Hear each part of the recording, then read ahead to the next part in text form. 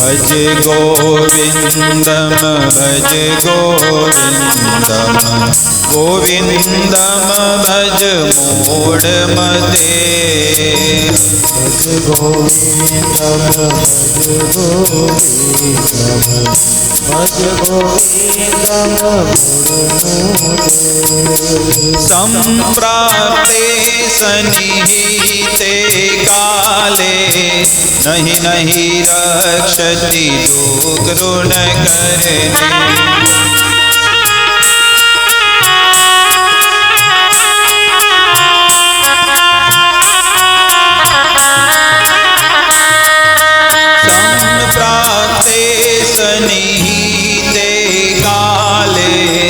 नहीं नहीं रक्षति दुकृण करे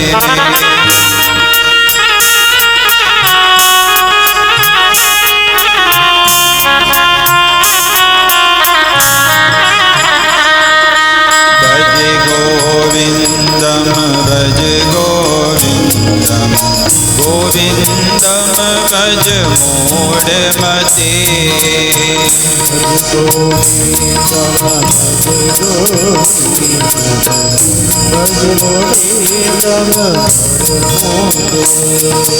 भज गोविंदम भज गोविंदम गोविंदम भज मूढ़मते भज गोविंदम भज गोविंदम भज मूढ़मते संप्राप्ते सन्निहिते काले नहीं नहीं रक्षति दुकृण करने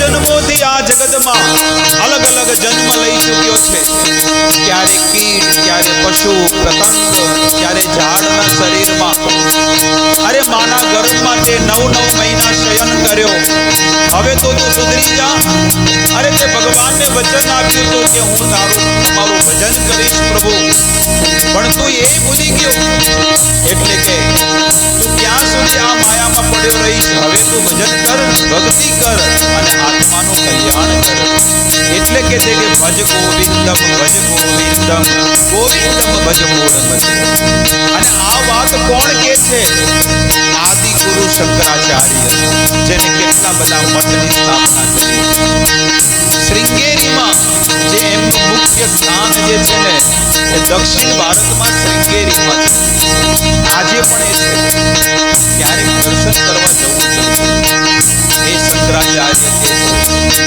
જે માયાવાદનો જેણે પ્રચાર કર્યો છે અને એ શંકરાચાર્ય કે છે કે તું ગોવિંદનું ભજન ભજ ગોવિંદમ ભજ ગોવિંદમ गोविंदम भज मूढ़मते भज गोविंदम भज गोविंदम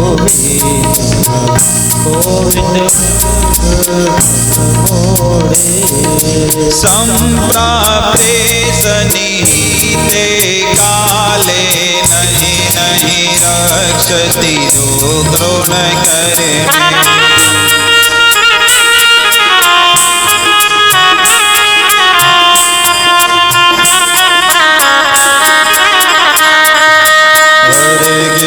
Hare Krishna Krishna Krishna Hare Hare Hare Ram Ram Ram Hare Hare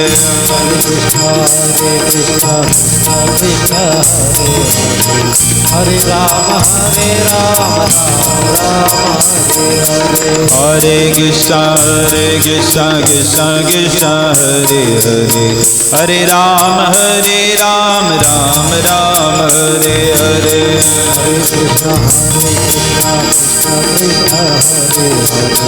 Hare Hare Krishna Krishna Krishna Hare Hare Hare Rama Hare Rama Rama Rama Hare Hare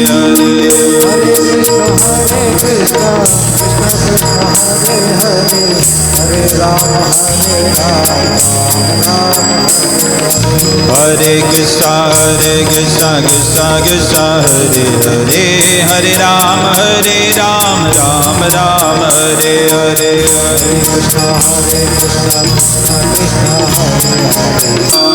Raghupati Raghav राजा पतित पावन सीताराम हे राजा राम पतित पावन सीताराम राजा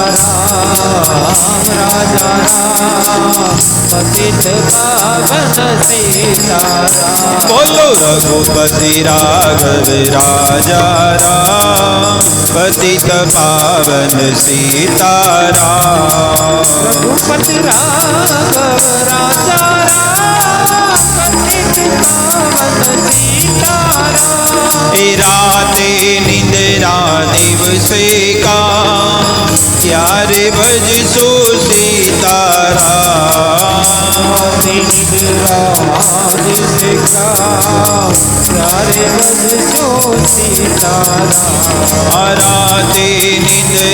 दिवसे का यारे भज सो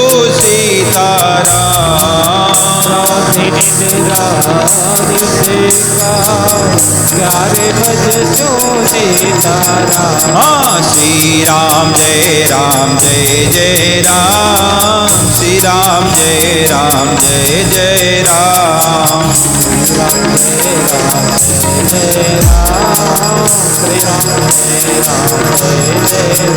नित्य गौरा हरि बोल हरि बोल हरि बोल हरि बोल हरि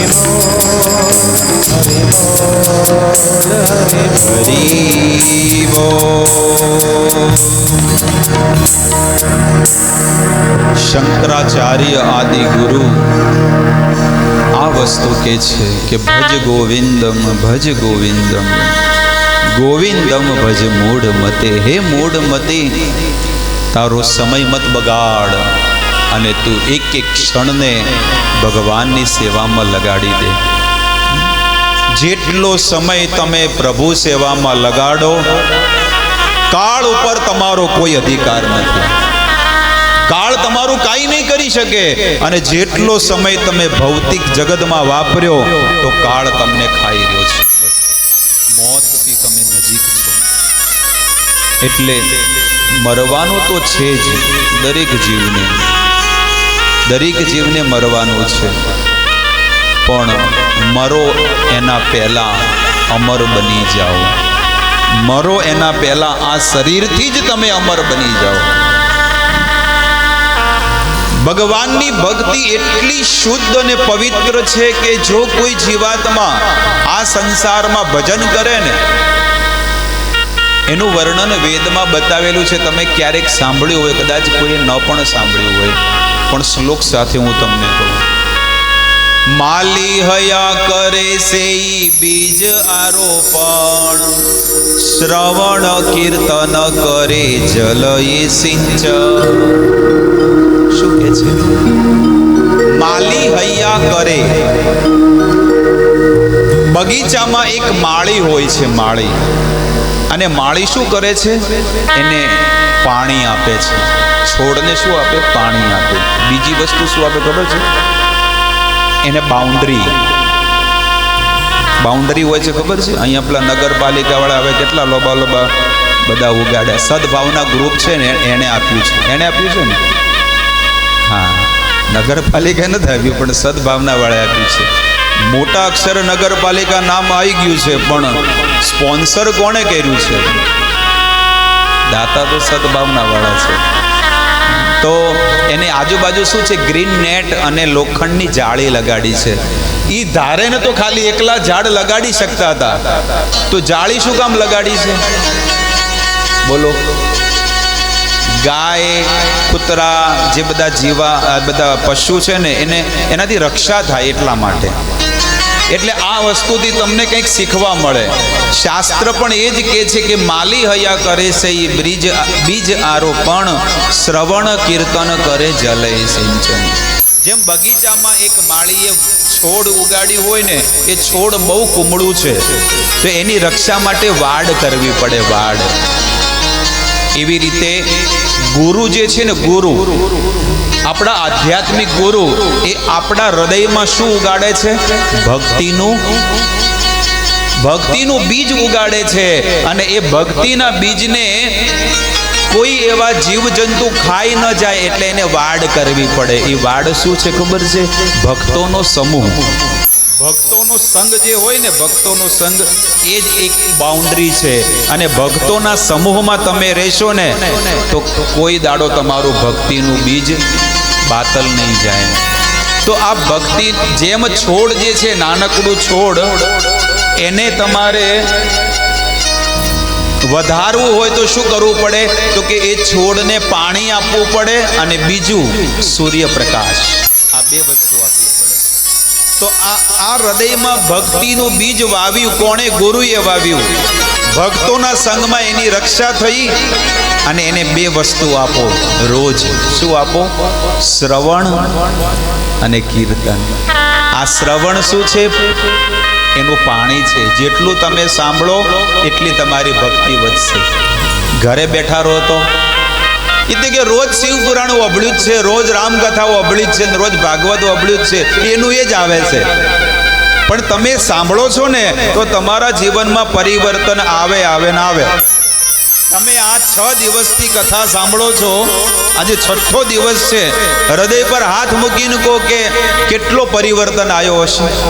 અરે તમારા શરીરનું તેજ વધી ગયું, એ તમારી ભક્તિ બતાડે છે. આ 6 દિવસમાં તમારે ભક્તિનું તેજ વધી ગયું, આટલો ફરક પડે છે. એટલે એને બે વસ્તુ કરવી જોઈએ નિત્ય નિરંતર.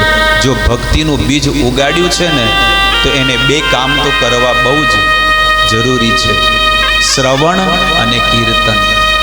ભગવાનનું કીર્તન કરો ને એ સૂર્યપ્રકાશની સમાન છે. કોક એમ કે મારે છોડ તો ઉગાડવું છે પણ હું સૂર્યપ્રકાશ આપીશ, પાણી નહીં આપું તો? કોક એમ કે ના હું સૂર્યપ્રકાશ આપીશ પણ પાણી નહીં આપું. કોક કે હું પાણી આપીશ પણ સૂર્યપ્રકાશ નહીં આપું. એને બે વસ્તુની જરૂર છે. એટલે જીવાત્માની ભક્તિને વધારવા માટે એને નિત્ય બે કર્મ તો કરવા જ જોઈએ. ભગવાનની માળા, કીર્તન એટલે માળા કરવી, એ તમારે ભક્તિમાં પોષણ થશે. હવે શું થશે આગળ? ઉપજી આ બાળે લતા બ્રહ્માંડ ભેદી પાય. એ માણસ અહીંયા બેઠો બેઠો કર્મ કરે છે એટલે કે લક્ષ્મીપુરા. એ પોતાના ઘરમાં, પોતાના નિવાસ સ્થાને કે પોતાની દુકાને બેસીને ભગવાનનું માળા કરે છે. કોઈ ઓફિસમાં છે, કોઈ ફેક્ટરીમાં છે, બધા જે સ્થાને હોય એ સ્થાને બેસીને એ માળા કરે છે. પણ એની ભક્તિ જે છે ને હૃદયમાંથી, એ ભક્તિ ધીરે ધીરે શું થાય છે? એને વધે છે. અને એ ભક્તિ વધતી એ માણસ તો ભલે ભૌતિક પંચ મહાભૂતથી અહીંયા સંસારમાં જ વિચરણ કરે છે પણ એની ભક્તિ ધીરે ધીરે વધે છે. અને એ વધતી ક્યાં જાય? સ્વર્ગલોક, મહરલોક, જનલોક, તપલોક, સત્યલોક અને બ્રહ્મલોક. અને બ્રહ્મલોકને પણ ચીરી અને આકાશ માર્ગેથી સીધો ભગવાનના ધામમાં જાય. ઉપજિયા બાળે લતા બ્રહ્માંડ ભેદી પાય. અને એનું બ્રહ્માંડ તૂટી જાય આખું. અને ભક્તિ ક્યાં પહોંચી ગઈ? ભગવાનના ઘરે પહોંચી ગઈ. તો એનો થર્મોમીટર શું છે? બાપુ તમે વાત કરી કે ભક્તિ એની વધે, તો એનું થર્મોમીટર શું છે? એનું થર્મોમીટર આ છે કે એની ભક્તિ જો ભગવાનના ઘરે પહોંચી ગઈ હોય ને તો એનું થર્મોમીટર સાંભળજો કે એને કોઈ વાતે ખોટું નહીં લાગે. પહેલું. બીજું, એ હંમેશા એ જીવ આત્માના સ્તર ઉપર રહેતો હશે. આ બીજું. ત્રીજું, એ માણસને ખાવામાં, પીવામાં, પહેરવામાં એને જે આપો ને, મારે જે મળ્યું ભગવાનની ઈચ્છા, જેવી હરિની ઈચ્છા. આ તો આ ના મળ્યું ને ફલોણું ના મળ્યું ને ઢેકણું ના મળ્યું ને આ ના મળ્યું. કહું છું ને, અમુક લોકોને મારા વાતથી કદાચ કોઈને ખોટું પણ લાગતું હોય, પણ ભગવાનના ધામમાં તમે જાઓ છો ને, કોઈ દાડો તમે જિંદગીમાં માંગ ના કરતા કે મારે આ જોવે છે, મારે આ જોવે છે, મારે આ જોવે છે. અમને ઘણા બધા લોકો સલાહ આપે છે, ઘણા બધા લોકો સલાહ આપે કે બાપુ તમે આટલી સુંદર કથા કરો, આટલા મોટા કથાકાર છો, પણ તમારે કોઈ પીએ કેમ નથી રાખતા, એસિસ્ટન્ટ? આવું નથી કરતા ને આવું નથી કરતા ને આવું તમે તમારા ઘરે. મેં કીધું ભાઈ અમારી વસ્તુ નથી કરવી, અમારે તો જે એક નાનકડી ખુરશી આપશે કે એક આસનીઓ આપશે ને તોય અમે કથા કરવા તૈયાર છીએ.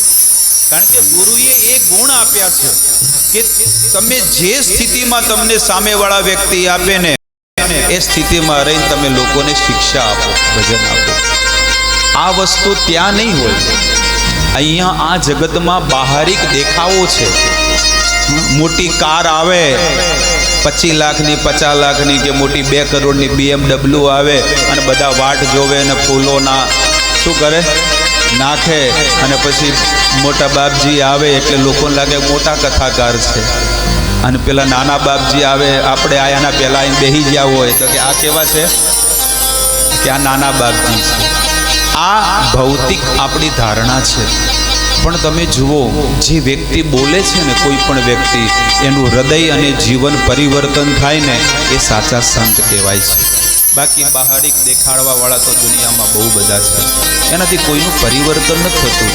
શીલ પ્રભુપાદ, જે આ સંસ્થાના ફાઉન્ડર આચાર્ય છે, સ્વામી પ્રભુપાદ, એ માત્ર એક જોડી કરતાલ આ મંજીરા લઈ અને અમેરિકા ગયા હતા.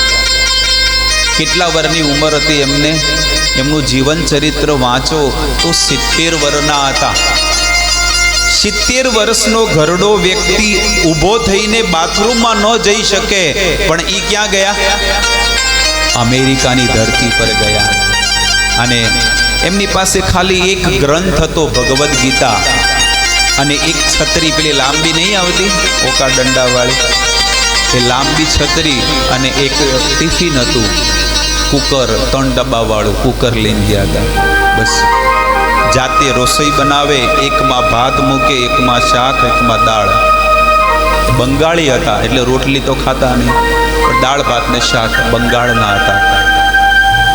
અને એ સ્વામી જ્યારે અમેરિકાની ધરતી પર ઉતર્યા 1965, 1965માં, હવે એમની પાસે કોઈ મીઠાશ કે કોઈ મધુરતા નહીં. તમે ક્યારેક યુટ્યુબ પર સર્ચ કરજો એમના કીર્તન, હરે કૃષ્ણ મંત્રના, સ્વામી પ્રભુપાદ કીર્તન. તમે જુઓ, કોઈ પણ એમની વાણીમાં શુદ્ધતા હતી, એમનું હૃદયમાં શુદ્ધતા હતી. આ કરતાલથી બગીચામાં બેઠા બેઠા કીર્તન કરે છે. એ ન્યુયોર્કની ભૂમિ ઉપર, ન્યુયોર્ક જ્યારે ગયા ને, ન્યુયોર્કની ભૂમિ ઉપર પહેલી વખત ઉતર્યા. સ્ત્રીઓના કોઈ વસ્ત્રના ઠેકાણા નહીં, માત્ર ગુપ્ત અંગ શરીર પર ઢાંકેલા. અને આવી ધરતી પર જ્યારે પગ મૂક્યો ને, ભગવાનને કહે છે કે ભગવાન તમે મને આવા ઉગ્ર સ્થાન ઉપર લાવીને મૂક્યા, પણ કોઈ વાંધો નહીં, આમાં પણ તમારી કંઈક ઈચ્છા હશે એટલે. અને 6 મહિના સુધી એમને લોકોને સમજાવવાની બહુ કોશિશ કરી. ભગવાધારી સંન્યાસી, 70 વર્ષની ઉંમર, જે વ્યક્તિને જલદૂત જહાજ હતો અને 18 દિવસનો એમનો પ્રવાસ હતો, 18 દાડે પહોંચ્યા હતા. અને એ લગેજ ડબ્બામાં એમને જગ્યા આપી હતી. શ્રીમતી મોરારજી લેડીઝ હતા, શ્રીમતી મોરારજી. અને એમનું જહાજ દર 15 દિવસે જતું. દર 15 દિવસે કે મહિને હાવડા, કલકત્તાથી મુંબઈ આવતું અને મુંબઈથી અમેરિકા જતું જહાજ. અને એ જહાજમાં એમને 18 દિવસમાં 2 હાર્ટ અટેક આવી ગયા, એકલા વ્યક્તિને, 70 વર્ષના વ્યક્તિને. સ્વામી પ્રભુપાદજી ભગવાનને પ્રાર્થના કરે, ભગવાન કે હું તને મરવા નહીં દઉં, તને કાંઈ નહીં થાય, તારા હાથે મારે કંઈક દિવ્ય કાર્ય કરાવવું છે, એટલે તને કાંઈ નહીં થાય. તો જીવાત્માને નિમિત્ત બનાવે છે ભગવાન. અને સ્વામી પ્રભુપાદ એ અમેરિકાના એ બગીચામાં બેઠા બેઠા કીર્તન કરે અને લથડતા પથડતા બધા દારૂડિયા બધા અંદર ડ્રગ્સ લે. ડ્રગ્સ એક ઇન્જેક્શન આવે ને, LSD ઇન્જેક્શન, 100 દારૂની બોટલનો નશો એક ઇન્જેક્શનમાં હોય અને હાથમાં જાતે મારીને પડ્યા રહેતા નશામાં. ત્યાંની અમેરિકાની સરકાર થાકી ગઈ હતી કે આ જનતાને કેવી રીતે સુધારવી, પણ કે ભારતમાંથી એક એવો સંત આવ્યો જેને આખા અમેરિકાને કૃષ્ણ ભાવનામૃત બનાવી દીધા. એ થાકી ગઈ હતી કે આ જનતાને કેવી રીતે સુધારવી, પણ કે એક સંત આવ્યા અને હરે કૃષ્ણ મંત્રમાં બધાને નચાડી દીધા. અને એમના 10 વર્ષમાં એમણે 108 મંદિર બનાવ્યા. સ્વામી પ્રભુપાદ જે આજે અમદાવાદનું જે ઇસ્કોન મંદિર છે, જે બરોડાનું છે, જે સુરતનું છે, જે મુંબઈ પાર્લાનું છે, જે વૃંદાવનમાં આપણે ગયા હતા અને વૃંદાવનમાં જે ઇસ્કોન મંદિર જોયું એ સ્વામી પ્રભુપાદજીના હાથનું બનાવેલું. જે વ્યક્તિ એ સમયમાં કોઈ આવી ટેકનોલોજી નહોતી, પણ 10 વર્ષમાં 14 વખત આખા પૃથ્વીનું પરિભ્રમણ કર્યું એમણે, 70 થી 82 વર્ષની ઉંમરમાં. અને 10 વર્ષમાં 14 વખત આખી પૃથ્વીનું પરિભ્રમણ કર્યું. 108 મંદિરો બનાવ્યા મોટા મોટા, અને હિપ્પી લોકોને હેપી બનાવી દીધા. હિપ્પી લોકોને હેપી બનાવી દીધા. તો આજે દુનિયાભરમાં આજે લોકો હરે કૃષ્ણ મહામંત્રનો જપ કરી અને ભગવત ધામના અધિકારી બની જાય છે. એક સંત જે ભારતના સંત અમેરિકાના લોકોને સુધારી દીધા, અને એ લોકો આજે આપણા આંગણે આવે ને આપણને શીખવાડે છે કે તમે લ્યો ભગવદ્ ગીતા, તમે લ્યો રામાયણ. એ બધે લોકો આવે, ભૂરિયા લોકો, તમે જોયા હશે, ક્યારેક તો જોયા હશે ફોરેનરોને. અહીંયા ચંડીસરમાં ગામમાં બધે ફરતા હતા, હમણાં 4-5 વર્ષ પહેલાની ઘટના છે કે GIDCમાં અને ગામમાં બધે ફરતા હતા અને ભૂરિયા લોકો કીર્તન કરતા હતા.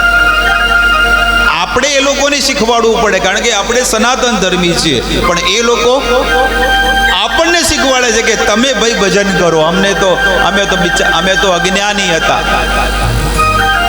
એ ભૂરિયા લોકો સ્વામી પ્રભુપાદજીને કહે છે કે સ્વામી તમે કહો છો કે જ્યાં સુધી ભગવાનની કૃપા ન હોય ત્યાં સુધી કોઈ જીવ ભગવાનના ભજનમાં લાગતો નથી, તો અમે એવા કેવા કર્મ કર્યા હશે?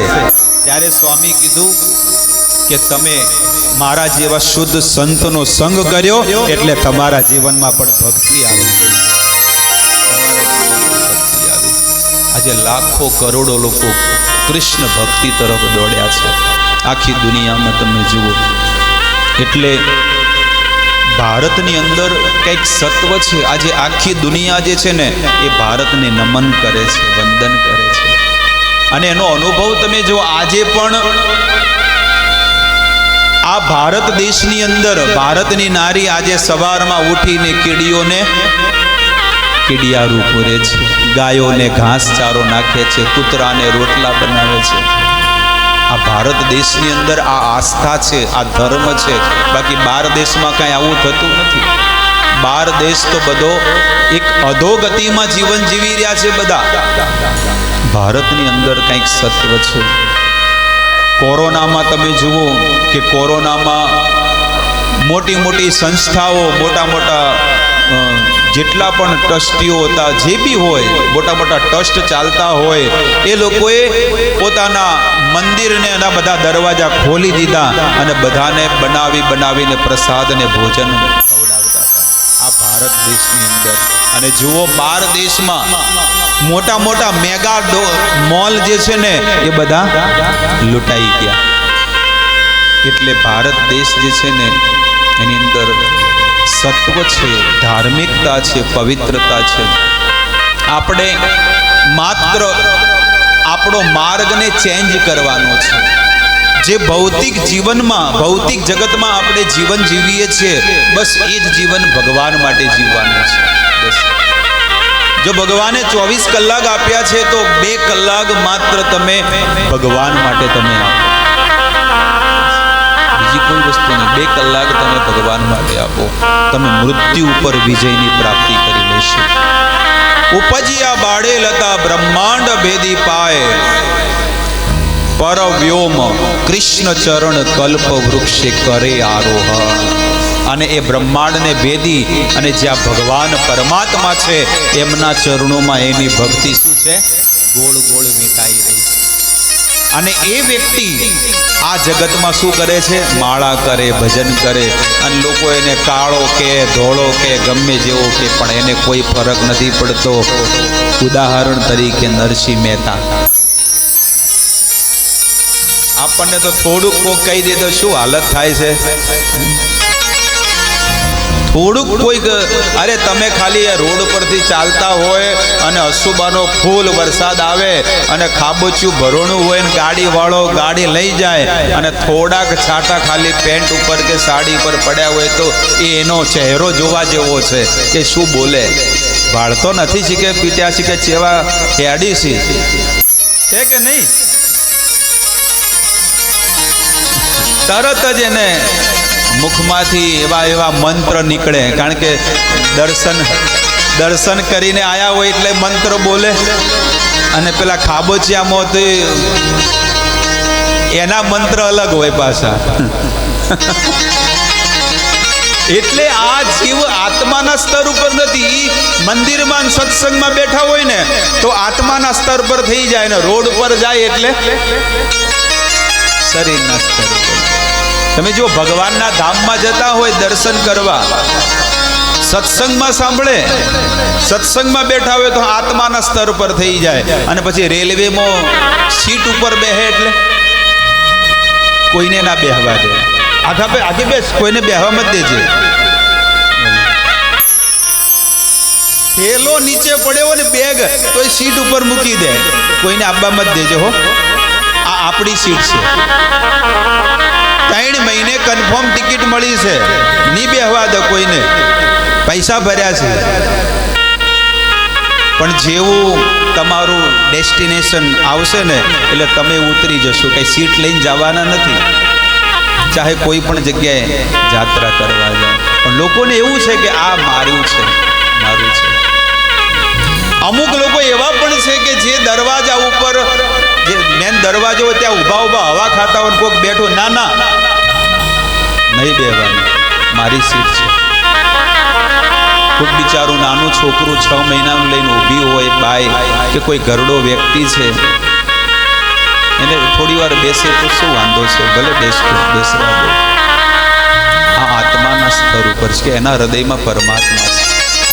આવો ભાવ છે. એટલે ઝાડથી તમારે કંઈક શીખવા જેવું છે. 84 લાખ શરીરમાં ઝાડ જે છે ને એને નિમ્ન યોનિ ગણવામાં આવે છે. રાઈટ કે રોંગ? એકદમ નિમ્ન યોનિ 84 લાખ યોનિઓમાં, કારણ કે એને ચેતના બહુ ઓછી હોય છે. પણ ઝાડ જે છે ને, ઝાડને કાપો તો એ કાંઈ કહેતું નથી, અને ઝાડનું હરેક વસ્તુ કામમાં લાગે. અમુક વ્યક્તિ તમે જુઓ, ઉનાળામાં હોળી પછી છે ને કેરી આવે અને એક જોરથી પથ્થરો મારે. તમે ઝાડને પથ્થરો માર્યો, ઝાડે તમને શું આપ્યું? તમે કોઈક માણસને પથ્થરો મારો તો એ માણસ શું હાલે? 9 નંબરનું જૂતું લાત મારે જોરદાર. એ વસ્તુ છે. એટલે ઝાડથી કંઈક શીખો કે એને આટલું દુઃખ આપ્યું તો પણ એને શું આપ્યું? એને ફળ આપ્યું, ફળ.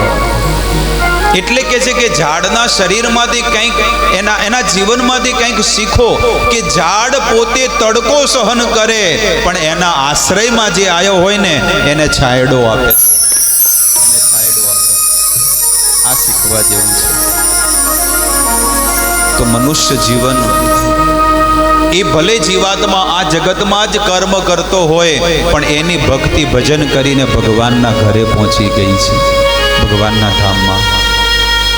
સંત તુકારામ હતા ને મહારાષ્ટ્રમાં, પંડલપુરની બાજુમાં એમનું ગામ છે દેહુ ગામ. દેહુ જેમ પાલનપુરની બાજુમાં લક્ષ્મીપુરા, એમ પંડલપુરની થોડાક આગળ જાઓ ને એટલે દેહુ ગામ છે. અને આ બધાને ત્યાં જવું જોઈએ. પંડલપુર છે ને એકવાર જાત્રા ગોઠવવી જોઈએ અને ત્યાં આગળ જવું જોઈએ. પંડલપુરમાં ઘણા બધા સંતો છે. જનાબાઈ શું કરતા? ઘઉં દળતા. અને વિઠ્ઠલ ભગવાન આવી, એની સાસુ એવી હતી કે છે ને એને ખૂબ દુખી કરવા કે એને ઊંઘ ન, 24 કલાક કામ જ કરવાનું જનાબાઈને. પણ ભગવાન વિઠ્ઠલનું નામ લેતી, વિઠ્ઠલ વિઠ્ઠલ વિઠ્ઠલા પાંડુરંગ વિઠ્ઠલા. અને ભગવાન આવીને એ ચિંતન કરતી, ધ્યાન કરતી. અને હવાર પડતે પડતે 50 મણ લોટ દળાઈ જતો. બાજુવાળોને કહેતા કે તમારે ઘઉં દળવા તો આલજો મફતમાં. પણ જનાબાઈ બધું દળી નાખતા. પણ કોણ મહેનત કરતું? ભગવાન આવીને. એ ગોરા ગુંભાર પણ મહારાષ્ટ્રના છે, પંડલપુરની બાજુમાં ગોરા ગુંભાર થઈ ગયા. થોડા આગળ આવી જાઓ બહેનો, થોડા ભાઈઓ બહેનો બધા આગળ આવી જાઓ. પાછળ જગ્યા જ નથી રહી. જલ્દીથી ફટાફટ આગળ આવો, સ્પીડમાં.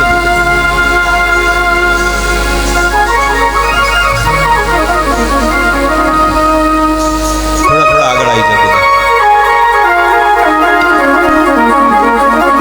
એકવાર એવું થયું કલાલભાઈ, અમે ટ્રેનમાં પહેલા મુસાફરી કરતા ટ્રેનમાં, local train, Borivali to Churchgate. એટલે ટ્રેનમાં બેઠા તે અમે જોયું કે આગલા દાડે અમે જોયું તો એ 3 ને 3 6 ની સીટ આવે. 6 ની સીટ આવે, પણ 6 ની સીટમાં 15 જણા બેઠા હતા. 6 ની સીટમાં કેટલા બેઠા હતા? 15 જણા બેઠા હતા 6 ની સીટમાં. 3 જણા તો બેઠા હતા એના ઉપરે. પણ એ કોણ હતા? મારા મિત્ર હતા. એમ કે આ બધા મારા છે. અને બીજા દાડે મેં એ જ વસ્તુ જોઈ કે 3 ની સીટ ઉપર કીધું કે થોડા ખસકો. ત્યાં નિયમ છે કે 3 ની સીટમાં બરોબર આવે, પણ એક જણો આડો બેહી થોડી આવડી જગ્યા મળે એટલે બેહી જાય. એટલે કે થોડા ખસકો ને એટલે ખાલી આમાં મળ્યા કે નહીં, આગળ જગ્યા નહીં. કે થોડા ખસકો એટલે શું કર્યું? ઓમાં હલ્યા ખાલી, પણ એથી સીટ હલી નહીં આગળ અંદર જઈને. એમ તમે એમ મત કરજો. તમને કીધું કે આગળ આવો તો આવી જાજો. તો શિવ અને પાર્વતી, મેં તમને આત્માની બધી વાત કરી, શરીરથી કર્મ કરવું એ બધી વાત કરી મેં. હવે આવો આપણી મૂળ વાતમાં કે શિવ અને પાર્વતી હજારો વર્ષો વીતી ગયા. શાસ્ત્રમાં એનું લખેલું છે કે 1000 વર્ષ જ્યારે એમને વિહાર કર્યો, બધા દેવતાઓ ભગવાન પાસે ગયા ને ભગવાનને કહે છે, ભગવાન ભોળાનાથને કહે છે કે ભોળાનાથ, તમારો આ વિવાહ જે છે ને તમારા એના માટે થયા છે કે તમે અમારું કલ્યાણ કરો. અને એ જ સમયે ભોળાનાથના શરીરમાંથી એક દિવ્ય તેજ પ્રગટ થયો. અને એ તેજ જેવો બહાર પ્રગટ થયો એ સાક્ષાત કાર્તિકેયના રૂપમાં પ્રગટ થઈ ગયો. અને કાર્તિકેય તરત જ મોટા થઈ ગયા. ધીરે ધીરે નહીં, તરત જ મોટા થયા. મોટા થઈને ભગવાન ભોળાનાથના આશીર્વાદ લીધા. અને ભોળાનાથે કીધું કે કાર્તિકેય, તમારે દેવતાઓનું, ઋષિમુનિઓનું કાર્યને પૂરું કરવાનું છે. જે દેવતાઓ જે છે, જે પોતાની એમને યજ્ઞને પ્રજ્વલિત કરે છે, પણ એ યજ્ઞને હોલાવી નાખવા માટે ઘણા બધા અસુરો એમને દુઃખ આપી રહ્યા છે. તો હે કાર્તિકે, તમે જાઓ અને એમનું દુઃખને નષ્ટ કરો. આવી રીતે કાર્તિકે ગયા અને એ તાડકાસુર નામનો જે વિશાળ વિકરાળ રાક્ષસ હતો એને લલકાર્યો અને એ રાક્ષસની સાથે ભયંકર જોરદાર યુદ્ધ કર્યું. કાર્તિકેય એવું યુદ્ધ કર્યું પણ કાર્તિકેયથી પણ નહોતો મરતો. અને પછી ભગવાન ભોળાનાથનું નામ લઈ અને કાર્તિકે એવું ધમાસાર યુદ્ધ કર્યું કે કાર્તિકેયના એક ગદાથી એ રાક્ષસ છે ને તરત જ મરી ગયો. બધા લોકો જય જયકાર કરવા માંડ્યા, ફૂલોની વર્ષા નાખે છે કે કેટલાય વર્ષોથી આ રાક્ષસ અમને દુખી કરી રહ્યો હતો, અરે અમારી પાસે કામ કરાવી રહ્યો હતો, પણ હે કાર્તિકેય તમે આજે અમને એ દુઃખમાંથી મુક્ત કર્યા. આવી રીતે બધા દેવતાઓ કાર્તિકેયની જય જયકાર કરવા માંડ્યા. એક સમયની ઘટના કે ભગવાન ભોળાનાથ તો સમાધિમાં જ બેઠા હોય ને અહીંયા માતા પાર્વતીની સેવા માટે અલગ અલગ અનુચરો એમના સેવકો હતા. તો ભગવાન ભોળાનાથ તો સમાધિમાં જતા રહે અને સેવકો એમના પુરુષ વર્ગના હતા એટલે એમને થોડીક શરમ આવતી. એ ગમે ત્યારે એમના જે કક્ષમાં પધારી જતા, ત્યારે ગમે ત્યારે આવી જતા, ત્યારે માતા પાર્વતીએ વિચાર કર્યો કે હવે મારે એમને કોઈ સેવકની કોઈ જરૂર નથી. અને માતા પાર્વતીએ પોતાના શરીરમાંથી એક નાનકડો દીકરો બાળકને પ્રગટ કર્યો. અને એ બાળક પણ બીજું કોઈ નહીં પણ ગણપતિ ગજાનંદ. એમનો સ્નાન કરવાનો સમય હતો અને એ સમય એમની એક ઈચ્છા થઈ એટલે એમના શરીરમાંથી એક દિવ્ય તેજ પ્રગટ થયો અને એક એ જ સાક્ષાત મૂર્તિમાન રૂપ ગણેશજી પ્રગટ થયા. અને ગણેશજી જેવા નાના બાળક થઈ ગયા, 5 વર્ષના, તરત જ 5 વર્ષના બાળક થઈ ગયા. કીધું કે કોણ છું હું, કોણ છું? ત્યારે માતા પાર્વતી કહે છે કે તું મારો પુત્ર છે, તમે મારી માતા છો. માતા શું આજ્ઞા છે તમે કહો. બેટા તમારે અહીંયા પહેરો દેવાનો છે ને કોઈ પણ વ્યક્તિ હોય એ અંદર કક્ષમાં આવવો ન જોઈએ. અમારે તૈયાર થવું છે, શણગાર કરવો છે, સ્નાન કરવું છે, ઘણા બધા કર્મ કરવાના છે. એટલે માતા પાર્વતી તો એ સમય અંદર સ્નાન કરી રહ્યા છે અને નંદીશ્વર અને ઘણા બધા એમના અનુજો, એમના સેવકો બધા આવ્યા. ભોળાનાથની ઈચ્છા થઈ કે ચાલો હું અમારું જે મહેલ જે છે કૈલાશ ત્યાં આગળ હું જાઉં. અને જેવા ભોળાનાથ આવે એના પહેલા એમના સેવકો આવી ગયા અને સેવકો આવીને માતા પાર્વતીના શયન કક્ષ જે છે એમનો પર્સનલ રૂમ જે છે એ રૂમમાં જવાની જેવી એન્ટ્રી કરી, ગણપતિ ગજાનંદ કહે છે કે કોઈને જવાની એન્ટ્રી નથી, હું અહીંયા પહેરો આપું છું. અરે આજ સુધી અમને કોઈએ રોક્યા નથી ને તું કોણ છે નાનું બાળક? ત્યારે ગણપતિ ગજાનંદ કહે છે કે હું એમનો સેવક છું, હું દાસ છું.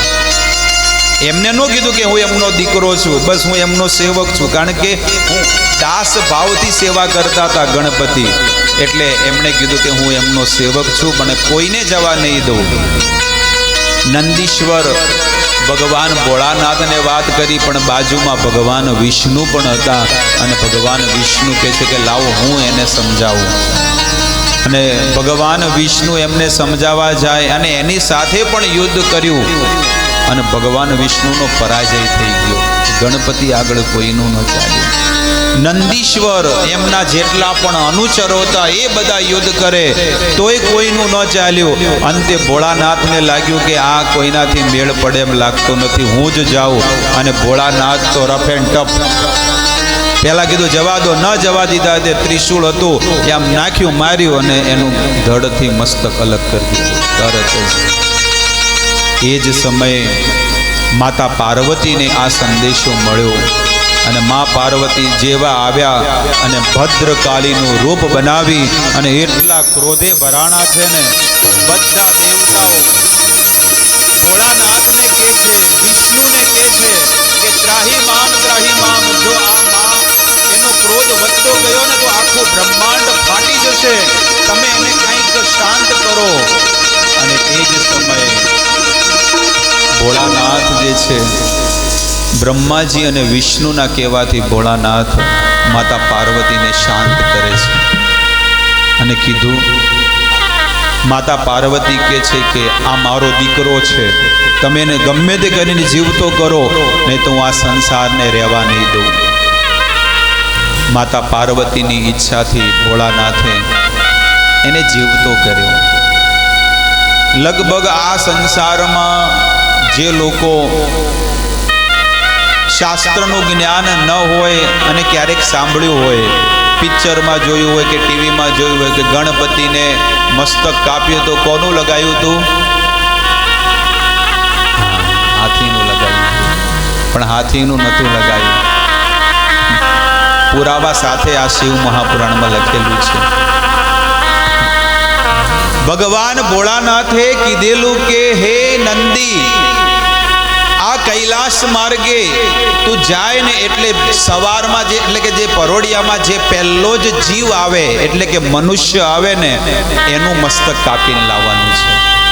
અને એ મનુષ્ય બીજું કોઈ નહીં પણ વિનાયક યોની છે. તમને આજે મેં પહેલાં ઘણી વખત તમને સમજાવ્યા હશે કે પદ્મ પુરાણ ગ્રંથમાં લખેલું છે કે 84 લાખ શરીરો છે.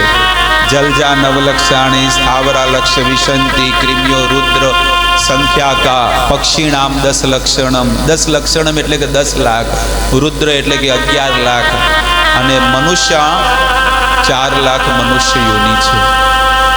એમાં આ પૃથ્વી પર જો તમને ગણાવું ને તો ભારતમાં રહેવાવાળા પણ ઘણી બધી યોનિઓ છે.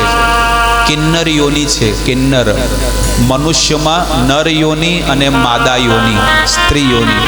આવી રીતે યોનિઓના નામ છે બધા. અને શરીરો બધા અલગ છે. જાપાનમાં જાઓ એનો ચહેરો અલગ હશે, તમે જુઓ. સાઉથ આફ્રિકામાં જાઓ એનો ચહેરો અલગ હશે. અને એનું વર્ણન પણ આપણા વેદમાં લખેલું છે. શ્લોક સાથે તમને કહું, કોઈ એવા નહીં કે વાર્તા રે વાર્તા. વેદોમાં લખ્યું છે એ તમને સામે પ્રગટ કરું છું. કિરાત હુણા પુલિંદ પુલ કસ આબીર કંક યવન દસ કસ દયહ, આ બધા યોનિઓના નામ છે. આજે આપણા વેદમાં લખેલા છે. અને એમાંથી એક યોની જે છે ને એને વિનાયક યોની કહેવામાં આવે, એક શુકર યોની કહેવામાં આવે. શુકર યોની એટલે શબરજાત. તમે જગન્નાથપુરી જવાના છો ને એની આખી કથા આવે છે કે પહેલા જગન્નાથ જે છે ને ચતુર્ભુજ રૂપે હતા નીલાચલની અંદર. અને ત્યાંથી લગભગ 50 કિલોમીટર દૂર તમે જશો ને જગન્નાથપુરી, તો ત્યારે ઓરિજિનલ મંદિર ત્યાં છે જગન્નાથ ભગવાનનું. એ ઘણી બધી ગુહ્ય લીલાઓ છે પણ એના માટે જ્ઞાન પ્રાપ્ત કરવાની જરૂર છે. તો એ નીલ માધવ ભગવાન હતા અને નીલ માધવની સેવા આ શબરજાત કરતા. અને શબર લોકો કેવા હતા? એનું આટલું શરીર મનુષ્યનું પણ આટલો ભાગ જે છે ને એ ભૂંડ જેવો હતો. સમજણ પડી? એને શબરજાત કહેવાય. ભૂંડ જેવું સેમ, ડુક્કર જેવું. એવી રીતે વિનાયક યોની કેવું હતું કે આટલું શરીર મનુષ્યનું, હાથ અને પગ સેમ, પણ આ એનું મસ્તક જે સૂંઢ જે છે ને એ હાથી જેવી હતી, મસ્તક મોટું. એને વિનાયક યોની કહેવાય. એટલે એ મનુષ્યનું ધડ કાપી અને એ ધડને લગાડી. આવી રીતે ભગવાન ભોળાનાથને એ ધડને લગાવ્યું વગર ટાંકા. કોઈ દેખાય નહીં કે ભાઈ ટાંકા લીધા છે કે નહીં, કમ્પ્લીટ. આ તો ભાઈ આધ્યાત્મિક છે વસ્તુ. તરત જ અને બધા દેવતાઓ જેટલા હતા ને બધા દેવતાઓએ બધાએ આશીર્વાદ આપ્યા કે તને અગ્નિ બાળી નહીં શકે, જળ પલાળી નહીં શકે. ઘણી બધી જે સિદ્ધિઓ છે ને ગણપતિ ગજાનન મહારાજને આપ્યા, બધાએ આપી દીધી. એટલે મા પાર્વતી કે તમે શું આપશો? ભોળાનાથને કીધું. એટલે ભોળાનાથે બધી સભામાં વચ્ચોવચ કહી દીધું કે જ્યાં સુધી તમે કોઈ પણ સારું કામ કરો અને ગણેશજીની સ્થાપના નહીં કરો, તમારું કોઈ કાર્ય સફળ નહીં થાય. આ મારા આશીર્વાદ છે ભોળાનાથ કે. એટલે ગણેશજીને મોટું પહેલું સ્થાન આપી દીધું. આવી રીતે ગણપતિ ગજાનંદ જે છે ને એ સંપૂર્ણ સૃષ્ટિમાં પૂજનીય બની ગયા, વંદનીય બની ગયા. એક દંત દયાવંત ચાર ભુજા હારી. અને હવે બસ એમનો આવી રહ્યો છે પ્રાગટ્ય દિવસ, ગણેશ ચતુર્થી. એટલે આ બધી ઘટનાઓ છે, આ બધી લીલા કથાઓ છે. હવે ગણપતિ અને કાર્તિકેય એમનો કેટલો સુંદર મોટો પરિવાર થઈ ગયો. અને બધાના જેમ આપણે ઘરમાં બધાને અલગ અલગ વાહન હોય, તો એમને પણ બધાને અલગ અલગ વાહન. કાર્તિકેયનું વાહન શિવજી, એમની પાસે શું છે? સર્પ, નાગ. અને માં પાર્વતી સિંહ ઉપર સવાર થાય અને ગણપતિ ઉંદર ઉપર. સાપ ઉંદરને જોવે તો શું કરે? મોર સાપનો વિરોધી. આ બધા એકબીજાના વિરોધી છે, પણ તમે જુઓ આ પરિવાર કેવો છે કે બધા પ્રેમથી રહેશે. બધા જીવો, પશુ પણ જે છે ને એ પશુ પક્ષીઓ એ પણ બધા પ્રેમથી રહે છે. તો એનાથી કંઈક શીખવા આપણને મળે કે આપણે આપણા ઘરની અંદર ભલે બધાનો સ્વભાવ અલગ અલગ હોય, પણ એક ઘરમાં પણ બધા સંપીને અને પ્રેમથી રહેવું જોઈએ.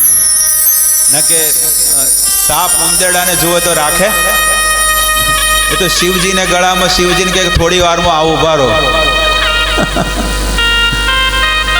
સીધું ખાઈ નાઈ જાય. આ વસ્તુ છે. આવી રીતે આખો પરિવાર જગતના કલ્યાણ માટે એટલું સુંદર આ પરિવાર જીવન જીવી રહ્યા છે. એક સમયની ઘટના કે કાર્તિકે તો એ સમય હતા નહીં, પણ ભોળાનાથ અને ગણપતિ બેઠા હતા. ગણપતિ ગજાનન મહારાજ કહે છે કે ભગવાન, હે પિતાજી, મારે વિવાહ કરવા છે. કાર્તિકે એવામાં પાછા આવી ગયા રિટર્ન. અને કાર્તિકે પણ આ વાતે સાંભળી.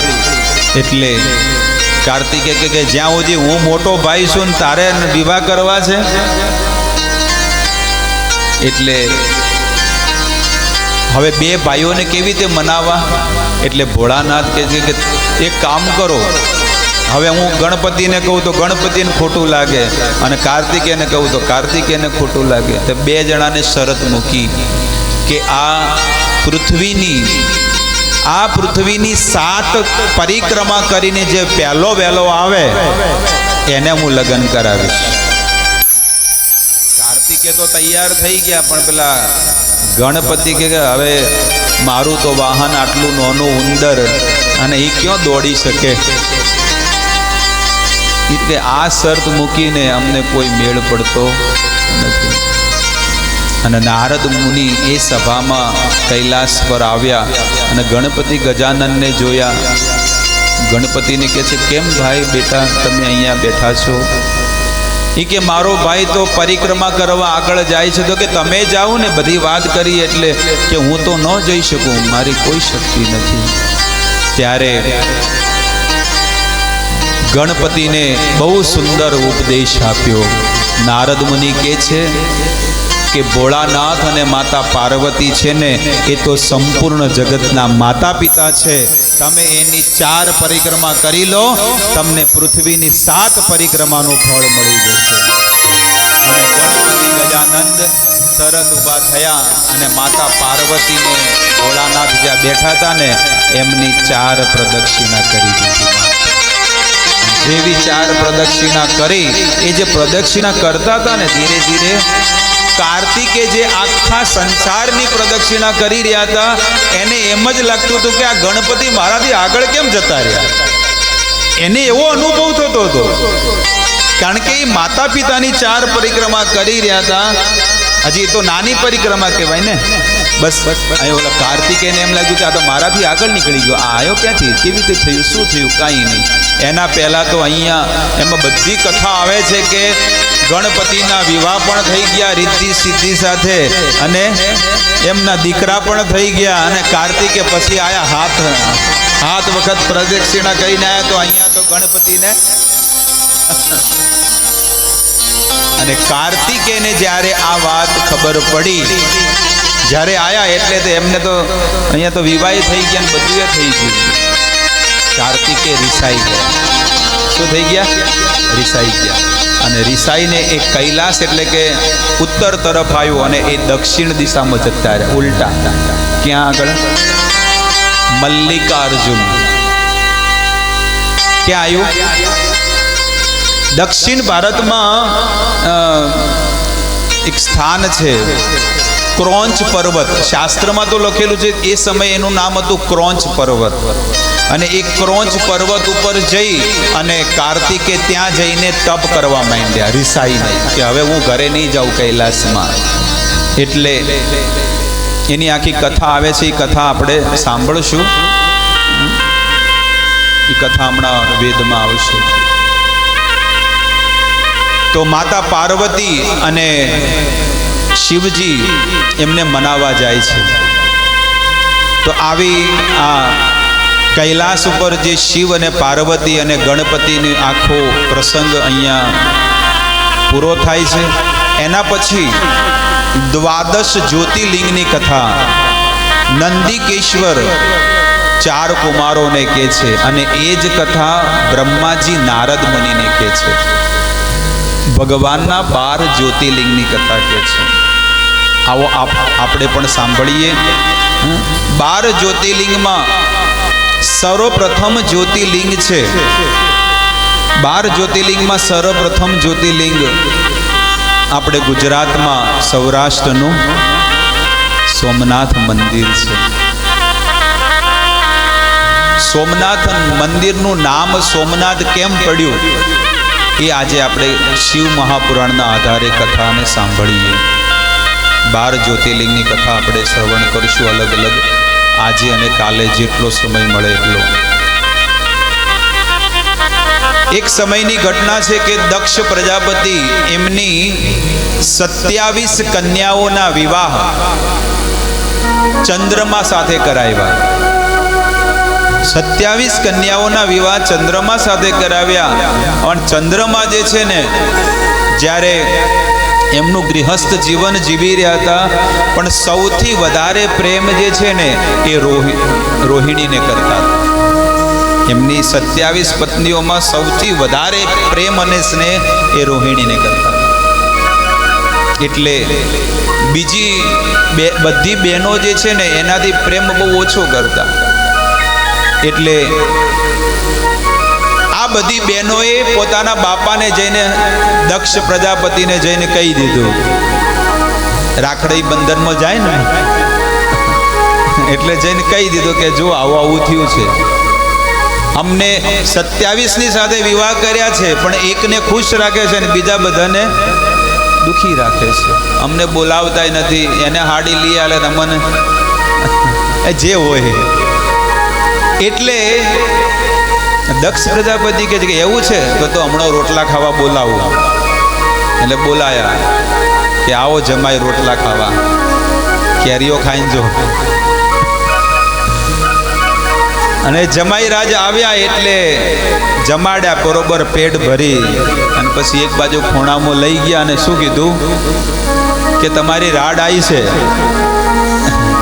જો આ તમને પહેલું ને છેલ્લું, તમને અત્યારે સાદગીમાં તમને કહું છું, મારું ઉગ્ર રૂપ હજી તમે જોયું નથી. લોકો આવી રીતે વાત કરે કોઈ પણ વ્યક્તિ.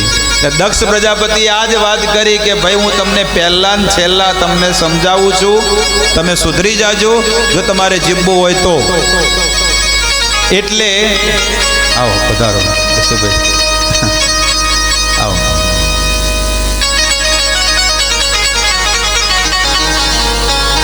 દક્ષ પ્રજાપતિ જ્યારે આ વાત કરી એટલે ચંદ્રમા જે છે ને એ થોડો ડરી તો ગયો. ચંદ્રમા જે છે ને એ ડરી ગયો. હવે ચંદ્રમા ડરી ગયો એટલે ડર છે ને થોડા દાડા જો વધારે ના હોય, દૂર જતા રહે ને પછી ડર જતો રહે. હું તમને તમારું ઉદાહરણ આપું. તમે ક્યાંક વાડો હોય ને ઘર હોય અને એક પહેલા દાડે હાફ જોયો હોય તો એ દાડે બીક લાગે, પછી અઠવાડિયું થાય એટલે બીક જતી રહે ને એમ આને પણ છે ને થોડોક સમય છે એટલે બીક જતી રહી. અને બીક જતી રહી એટલે ફરીથી રોહિણી સાથે સ્નેહ વધારે અને પેલી 26 કન્યાઓ સાથે પ્રેમ ઓછો થઈ ગયો. એટલે ઓલી 26 ફરીથી પિયરમાં જઈ અને દક્ષ પ્રજાપતિને કીધું કે હવે પહેલા થોડા દાડા બરોબર હતું પણ વળી રાડ એવું છે તો હેડો વળી કેરીઓ ખાવા બોલાવું. આપણે ચો ના છે. અને પછી બોલાયા અને બોલાવીને પછી કીધું કે તને વારે વારે કહું તને શરમ નથી આવતી. ઘણી બધી વાત કરી અને એને શ્રાપ આપી દીધો. જા તને ક્ષય રોગ થઈ જા.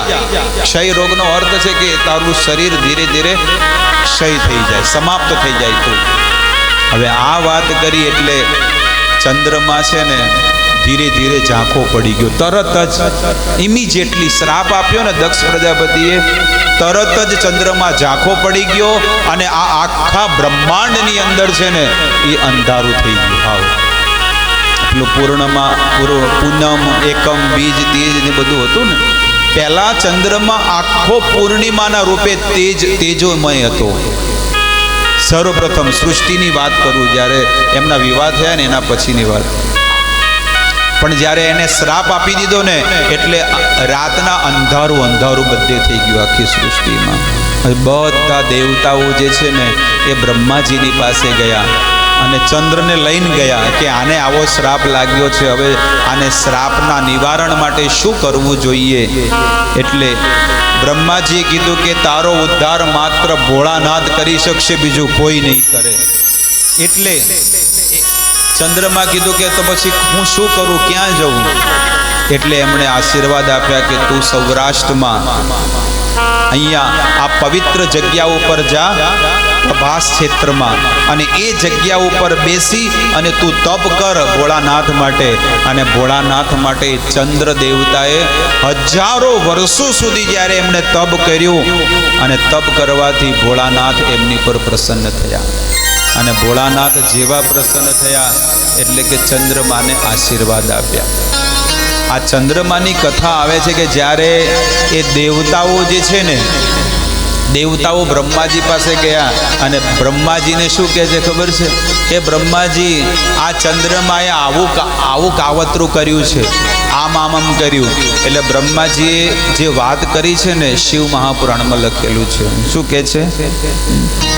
બૃહસ્પતિર ગૃહમ ગત્વા તારા દુષ્ટેન વૈ હતઃ તસ્ય ભાર્યા પુનશ્ચેન સદૈત્યા સમુપસ્થિતઃ. અરે આ ચંદ્ર છે ને પહેલેથી દુષ્ટ હતો, એને વિવાહ નહોતા કર્યા, એના પહેલા એને કાવતરા તો કરેલા જ છે, હવે સો ભોગવી રહ્યો કે. એટલે એની કથા છે ને દેવતાઓને કરે છે કે એક સમયની ઘટના, ચંદ્રમા છે ને સ્વર્ગમાં હતો અને સ્વર્ગમાં રહીને એનું મેનેજમેન્ટ બધું કરતો.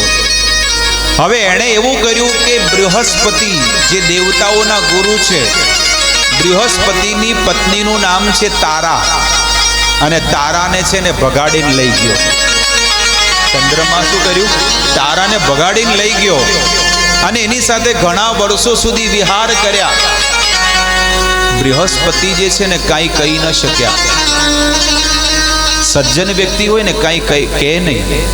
પણ આ વાત જ્યારે બ્રહ્માજીને ખબર પડી ને, કારણ કે બધા રિસાઈ ગયા હતા બૃહસ્પતિ દેવતાઓથી કે દેવતાઓનો હું ગુરુ છું ને તમે આવું કર્મ કરો છો. બ્રહ્માજીએ તારા અને સોમ એટલે કે એ ચંદ્રમા એ બંનેને સ્વર્ગમાં અમરાવતીમાં બોલાવ્યા, જ્યાં ઇન્દ્ર દેવતાની રાજધાની છે ને ત્યાં સ્વર્ગમાં. અને ચંદ્રમાને બહુ સમજાવ્યો કે આવું ક્યારે ન કરાય. અરે આ તારા ગુરુ છે અને ગુરુની પત્ની માં સમાન હોય અને તે આવું કર્મ કર્યું છે. એ સમયે તારા જે છે ને એ ગર્ભવતી હતી, એટલે બૃહસ્પતિ કે છે કે હું એક શરતે તારાને રાખું, એ ગર્ભનો ત્યાગ કરે ને તો. બ્રહ્માજીના કહેવાથી એ ગર્ભનો ત્યાગ કરવામાં આવ્યો, એટલે કે મારવામાં નહીં પણ એક બાળકનો જન્મ થયો અને એનો પુત્ર થયો બુધ, ચંદ્રનો પુત્ર બુધ થયો. એ જેવો દીકરો પ્રગટ થયો એટલે બૃહસ્પતિ કહે છે કે આ મારો દીકરો છે, અને ચંદ્રમા કે મારો દીકરો. હવે મોટો બખાલો, પેલું શું કહેવાય, મોટો ઝઘડો થવા માંડ્યો. બૃહસ્પતિ કે મારા ક્ષેત્રમાં જન્મ લીધો એટલે મારો દીકરો છે, અને પેલો ચંદ્રમા કે નહીં મારો દીકરો છે. હવે શું કરે? આ વાત છે ને માત્ર તારાને ખબર હતી, એટલે બ્રહ્માજીએ પર્સનલ બોલાવી અને કીધું કે હાચું હાચું બોલ, આ છોકરો કોનો છે? એટલે એણે કીધું કે આ દીકરો ચંદ્રનો છે. બધા દેવતાઓની સામે બ્રહ્માજીએ એ દીકરાને ચંદ્રને આપ્યો અને ચંદ્ર એના સ્થાને લઈ ગયો અને દીકરાને મોટો કર્યો. તો બ્રહ્માજી આ વાત કરે છે કે હું સાક્ષી હતો અને આ ચંદ્રે આવા કારનામા કર્યા છે. સ્વર્ગના દેવતા ભલે ચંદ્ર હોય કે ઇન્દ્ર હોય, ઇન્દ્ર દેવતાએ અહલ્યા ઉપર ખોટું કર્મ કર્યું હતું, તો સ્વર્ગના દેવતાઓની પણ આ દશા છે. એ પણ ભૌતિક માયાજાળમાં ફસાયેલા છે. જ્યારે કોઈ પણ પૃથ્વી પર તપ કરે તો સૌથી વધારે અસર ઇન્દ્ર દેવતાને પડે કે ક્યાંક મારી ખુરશી ખતરામાં છે. લોકોને બસ એક જ છે કે હું મારું પદ પકડીને રાખું. આ ભૌતિક બ્રહ્માંડમાં આ જ દશા છે. પણ જેને ભક્તિનો રંગ લાગી જાય ને એને કોઈ વસ્તુમાં આનંદ આવતો નથી. એને તો ભગવાનના ભજનમાં જ આનંદ આવે. મારે કાંઈ જોઈતું નથી, તમે તારે લો, જે લેવું લઈ લો, અમારે કાંઈ નથી જોઈતું. એને ન તો જમીનમાં, પુત્રમાં, પરિજનમાં, સમાજમાં, કુટુંબમાં, ધનમાં, પદમાં, યશમાં, કોઈ વસ્તુમાં નહીં. એનું તો એક જ વસ્તુ કે મને છેલ્લા શ્વાસ સુધી હું ભગવાનનું ભજન કરું, ભગવાનની ભક્તિ કરું, મારે બીજું કાંઈ નથી જોઈતું ભક્તિ. અને તમારી અંદર પણ એ ભાવના આવશે. તમે ખૂબ ભજન કરશો ને તો એ ભાવ આવશે કે મારે કાંઈ નથી જોઈતું. ન ધનમ ન જનમ ન સુંદરીમ કવિતામ વા જગદીશ કામયે મમ જન્મની જન્મનેશ્વરે ભવતાદ ભક્તિર અહેતુકી. કેવી ભક્તિ જોવે છે? અહેતુકી. મારે કોઈ બદલામાં કાંઈ જોઈતું નથી. પ્રહલાદ મહારાજે હિરણ્યકશિપુને આમ ફાડી દીધો ને, પ્રહલાદને કીધું કે માંગ શું જોવે છે બેટા? ભગવાન, મેં તમારી ભક્તિ કરી છે. સંસારી જીવની જેમ મેં સોદો નથી કર્યો કે ઈસ હાથ દે ને ઉસ હાથ લે. એવી મારી ભક્તિ નથી. મારે કાંઈ નથી જોઈતું. અબ કછુ નાથ ન ચાહીએ મોરે, દીન દયાલ અનુગ્રહ તોરે. તમારો અનુગ્રહ અને પ્રેમ મળી ગયો, મારે બીજું કાંઈ નથી જોઈતું પ્રભુ. આ વસ્તુ છે. એટલે ભગવાન આગળ એક જ વસ્તુ માંગજો કે ભગવાન મારે કાંઈ જોઈતું નથી. એ મને મેવા મળે કે ના મળે, મારી સેવા તમારી કરવી છે. મુક્તિ મળે કે ના મળે, મારી ભક્તિ તમારી કરવી છે.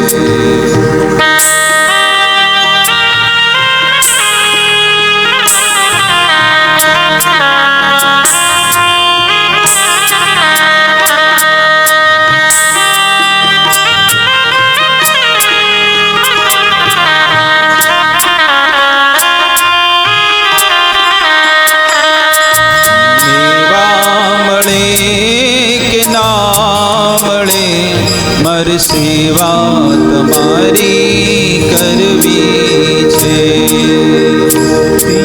મળે કે ના મળે, મારે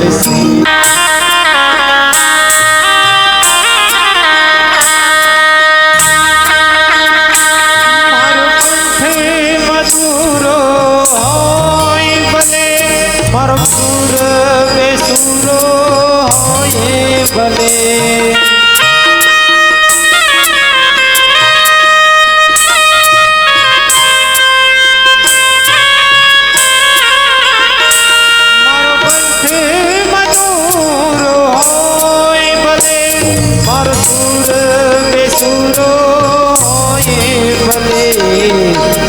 તમારી રે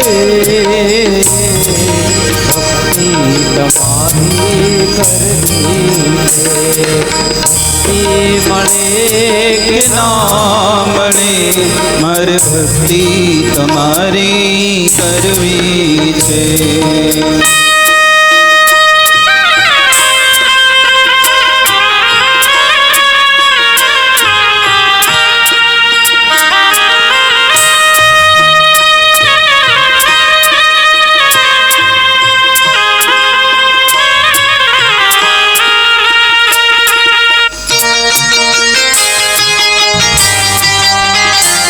ભક્તો, જગતની અંદર ભલે કદાચ તમે ધનથી ગરીબ હોય, પણ તમારો સ્વભાવ, તમારો આચરણ, તમારો વ્યવહાર એટલો સુંદર તમે બનાવી દેજો કે તમારા ઘરે કોઈ આવે ને તો તમે એને સન્માન આપજો.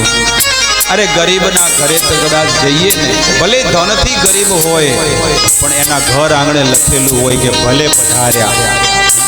અને ગમે જેટલા ધનના ઢગલા ને રૂપિયા હોય ને તો એ ગેટ ઉપર લખેલું હોય કે પરમિશન સિવાય આપવું નહીં, પરવાનગી સિવાય આપવું નહીં. બોલો, આટલો અંતર રહેશે.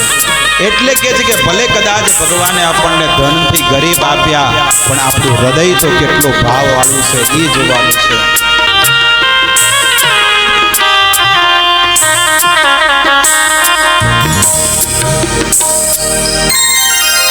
આવી રીતે ચંદ્રમાં જે છે મહામૃત્યુંજય જપનો એટલો બધો એણે જપ કર્યા, બહુ વર્ષો સુધી એમણે જપ કર્યા. જ્યારે મોત સવાર થાય ને કોઈ પણ વ્યક્તિને, આજે એનું શરીરમાં એટલે કે ક્ષય રોગ આવી ગયો હતો અને એ ચંદ્રમાં એની બુદ્ધિ ખુલી ગઈ કે ભોળાનાથ જ મારું કલ્યાણ કરી શકશે. અને ભોળાનાથ એ ચંદ્રમા ઉપર પ્રસન્ન થયા અને કીધું કે શું જોવે છે, માંગો, તમે જે માંગશો હું આપીશ.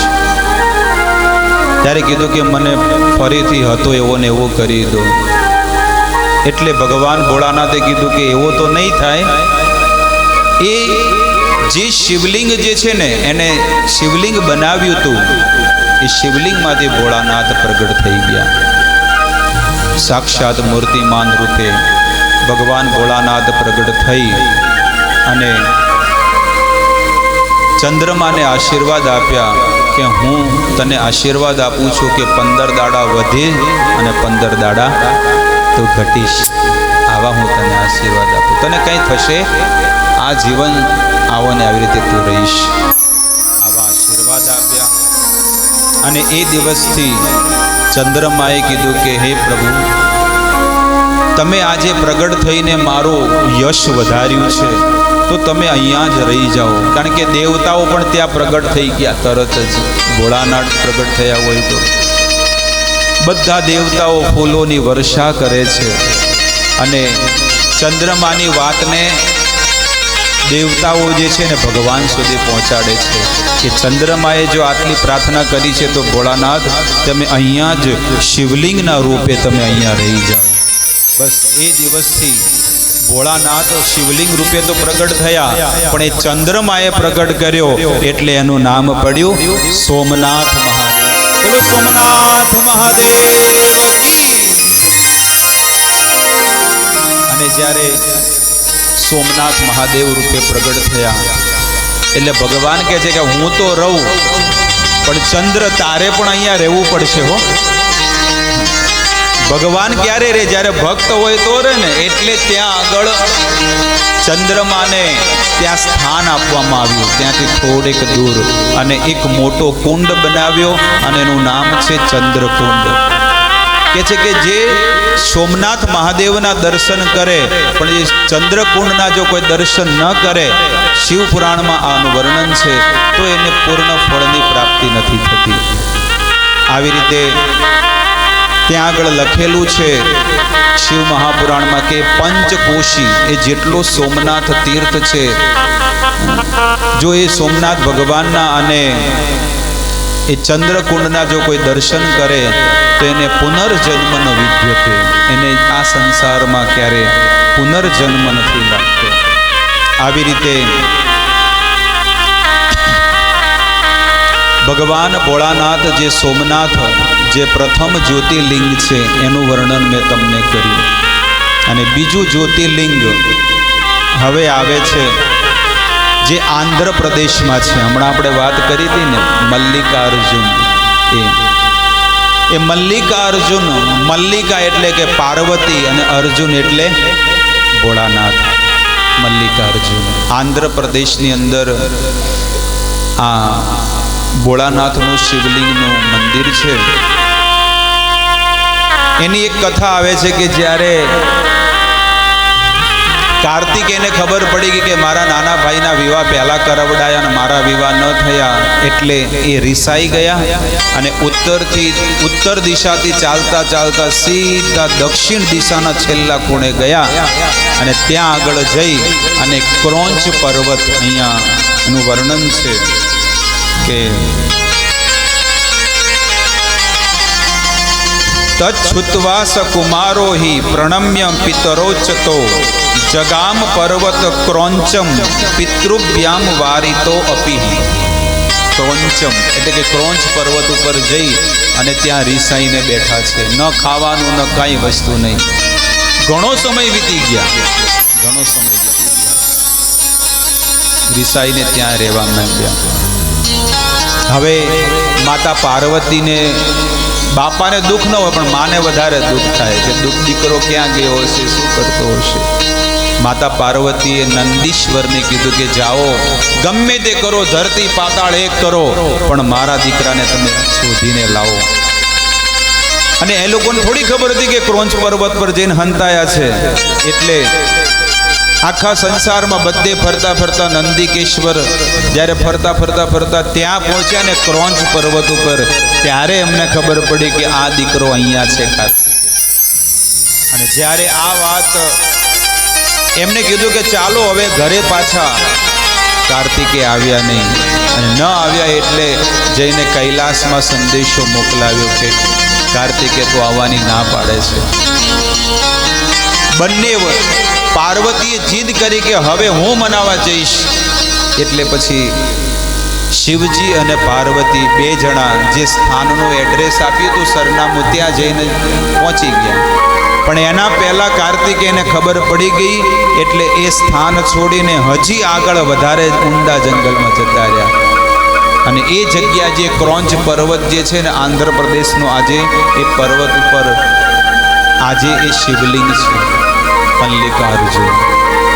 શિવ અને પાર્વતી જે છે ને એ પુત્રના વિરહમાં એ સ્થાન ઉપર આવ્યા અને બહુ તપ કર્યું. શિવ અને પાર્વતી બે જણાએ ભેગા મળીને કે જો પાર્વતી કે છે કે જો મારામાં માતૃભાવની થોડીક પણ જો ભક્તિ હોય અને મારો દીકરો હોય તો મારા તપ અને મારી પ્રાર્થનાથી એ દીકરો સામેથી મારી પાસે આવશે. અને એ જ જગ્યા ઉપર શિવ અને પાર્વતીએ કઠોર તપ કર્યું અને કાર્તિકે ત્યાં આવ્યા અને એમને દર્શન આપ્યા. એટલે એ જગ્યાનું નામ પડ્યું મલ્લિકાર્જુન. શિવ અને પાર્વતી બે ભેગા મળીને એ જગ્યા ઉપર તપ કર્યું. આવી રીતે મલ્લિકાર્જુનની આ કથા આવે છે. હવે ત્રીજું જ્યોતિર્લિંગ જે મહાકાળેશ્વર જે ઉજ્જૈનમાં છે, તમે ગયા હશો મહાકાળ. એ ત્રીજા જ્યોતિર્લિંગની કથા નંદિકેશ્વર 4 કુમારોને કહે છે.